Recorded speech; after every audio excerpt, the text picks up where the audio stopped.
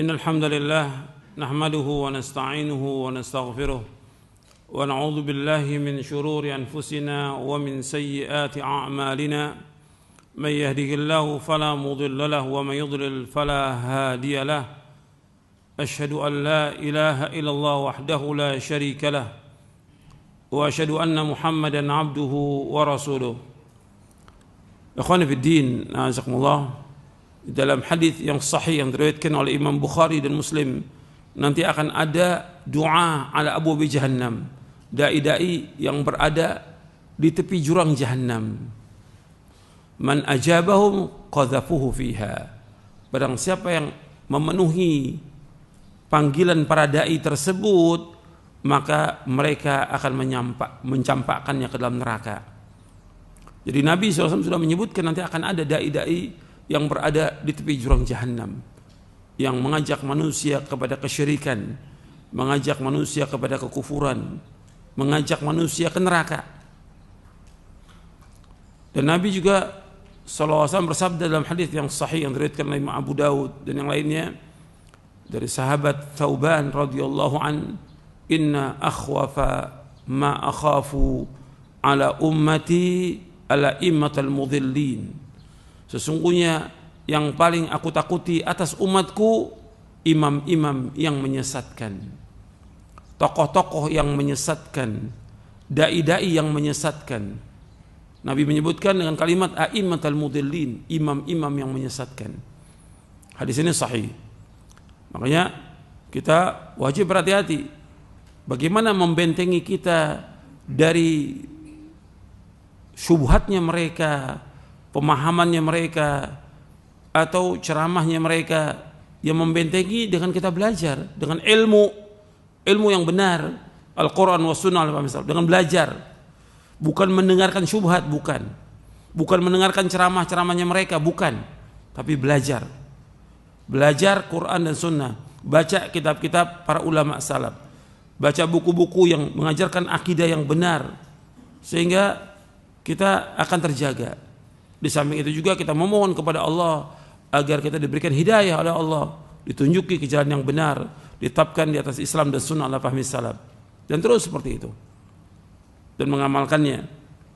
Ini penting, ikhwan fiddin, azakumullah, karena zaman ini zaman fitnah dan banyak orang-orang yang pada hakikatnya jelas-jelas sesat.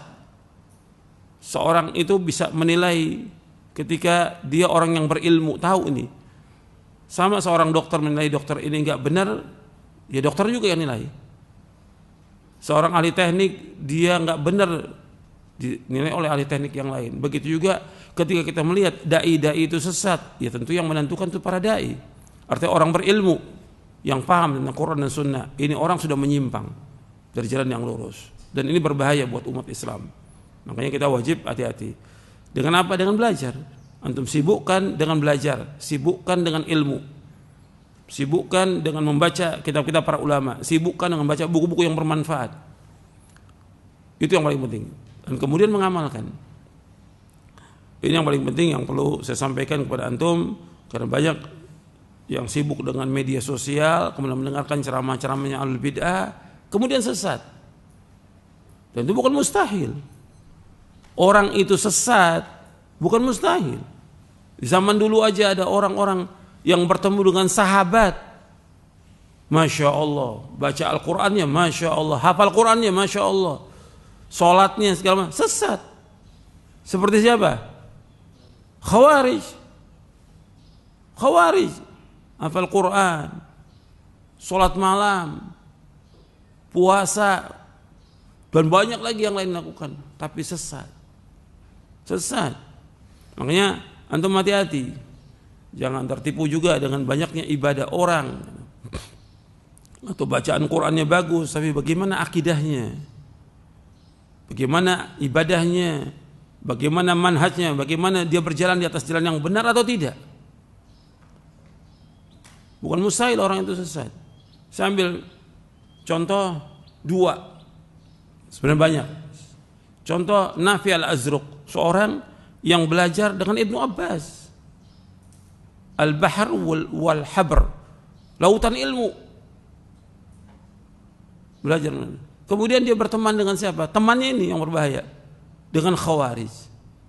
Kemudian nikah dengan seorang Khawarij, jadi Khawarij dia, dan memerangi Ali bin Abi Thalib. Ini murid dari siapa? Ibnu Abbas, orang yang alim didoakan oleh Rasulullah SAW. Tapi karena kemudian dia berteman dengan orang yang sesat, jadi sesat dia. Ada satu lagi, seorang yang ahli baca Al-Quran. Masya Allah, luar biasa baca Al-Qurannya. Sampai Umar bin Khattab radhiyallahu an, ketika Amr bin As menaklukkan Mesir, kata Umar kepada Amr bin As, buatkan dia rumah dekat dengan masjid untuk mengajarkan kaum muslimin Al-Quran. Dibuatkan rumah dekat masjid di Mesir. Namanya orang ini Abdurrahman bin Muljam Al-Muradi. Kemudian bagaimana? Kemudian dia berteman juga dengan Khawarij.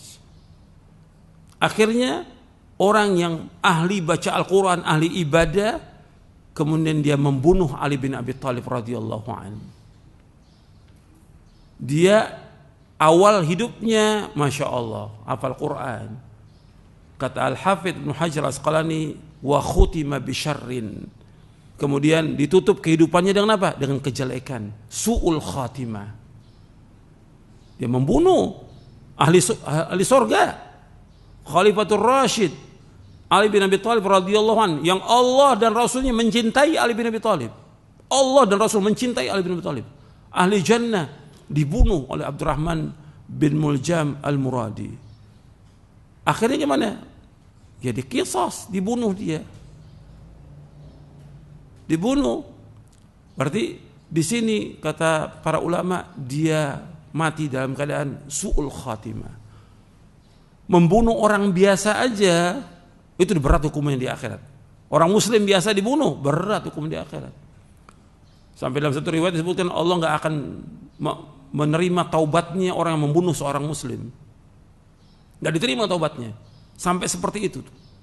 Sekarang yang dibunuh Khalifatul Rashid Ali bin Abi Thalib radhiyallahu an. Jadi ini jadi ibrah pelajaran.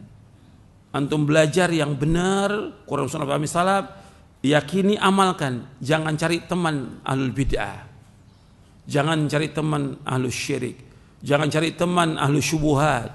Banyak memang teman yang ngajak untuk ngaji juga, tapi antum hati-hati. Bukan mustahil orang itu bisa sesat. Hafal Quran bisa sesat, dekat dengan Umar bisa sesat, dekat dengan Ibnu Abbas bisa sesat. Bukan mustahil. Ini hidup nih, hati-hati. Allah muqallibal qulub, maka kita berdoa, ya muqallibal qulub tsabbit qalbi ala dinik. Ya, sampai di sini kajian kita, mudah-mudahan bermanfaat. Wassallallahu Muhammadin wa ala sahbihi ajma'in.